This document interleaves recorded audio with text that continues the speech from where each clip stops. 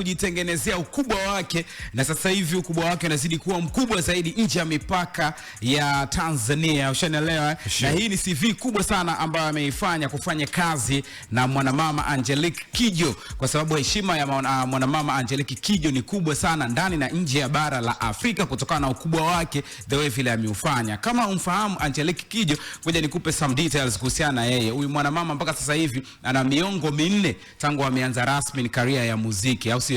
Yaani miaka 40 plus anafanya hizi kazi za muziki na amekuwa na mafanikio makubwa sana. Mafanikio hayo, yeye ndio mwanamuziki kutokea barani Afrika ambaye ana tuzo nyingi za Grammy. Mpaka sasa ana tuzo 5 za Grammy, lakini pia ni mwanamuziki wa kwanza kutoka barani Afrika ambaye amepewa heshima ya Hall of Fame pale United States of America. Ushanielewa? Kwa heshima yake ni kubwa sana. Diamond Platnumz kufanya ngoma na Angelique Kidjo ni kitu kikubwa sana. Na ndo ngoma hii ambayo tumetoka kuisikiliza imekuwa track ya kwanza kupitia Gentalk ya Mjini FM. Leo ni Jumatano ya tarehe 29 mwezi April 2026. Ngoma inafahamika kwa jina la Kakua, inapatikana kwenye albamu mpya ya Angelique Kidjo inafahamika kwa jina la Hope. Na hii ni jumla ya albamu ya 18 kutoka kwa mwanamama Angelique Kidjo. Ushanielewa? Kwa hiyo hiyo ni CV kubwa sana kwa Diamond Platnumz ambayo itaendelea kutanua wigo wake na career yake kidunia upande wake wa muziki. Hiyo album iko na track list 16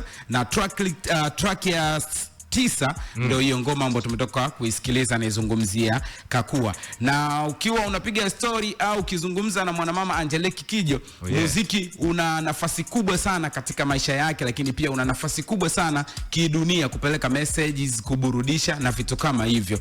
Na msikilize hapa mwanamama Angelique Kidjo akiwa anazungumzia muziki wakati anapokea moja ya tuzo za Grammy ambazo yeye aliwahi kuipata mwaka 2015. Huyu hapa mwanamama Angelique Kidjo, msikilize. To Jack Rovner and Kevin Morris, to Summer Hardy, to everyone that helped me on the way of my trip to this world.